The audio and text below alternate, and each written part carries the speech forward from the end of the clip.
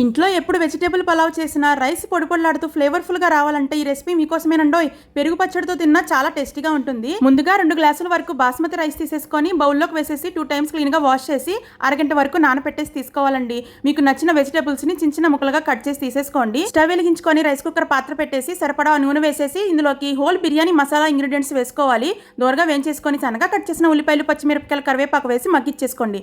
ఇందులోకి వెజిటేబుల్స్ అన్ని వేసేసి ఒకసారి కలిపేసుకోండి. 1/2 టీ స్పూన్ పసుపు, 1 టీ స్పూన్ ఉప్పు వేసేసి వెజిటేబుల్స్ అన్ని మగ్గాక టొమాటో ముక్కలు, గుప్పెడు పుదీనా కూడా వేసేసి కలిపేసుకోండి. ఇందులోకి 2 టీ స్పూన్ల వరకు ఫ్రెష్ గా నూరుకున్న అల్లం వెల్లుల్లి పేస్ట్ వేసుకొని పచ్చివాసన పోయేదాకా వేయించేసుకోండి. ఇప్పుడు ఇందులోకి 1 స్పూన్ వరకు ట్రిక్ వారి వెజ్ బిర్యానీ మసాలా వేసుకుంటే బిర్యానీ అంటే పులావ్కి చాలా ఫ్లేవర్ ఇస్తుందండి. వీళ్ళ మసాలా పౌడర్స్ లో ఎటువంటి ప్రిజర్వేటివ్స్, కలర్స్ యూజ్ చేయకుండా నేచురల్ గా హోమ్ మేడ్ పద్ధతుల్లో తయారు చేస్తారండి. 2 గ్లాసుల బాస్మతి రైస్ కి 3 గ్లాసులు నీళ్లు పోసుకొని ఒకసారి కలిపేసుకొని మూత పెట్టేసి ఉడికించుకుంటే గుమగుమలాడే vegetable pulao ready. Trick masala powders మీరు ఆర్డర్ చేసుకోవాలంటే వెబ్సైట్ లింక్ ఇస్తాను.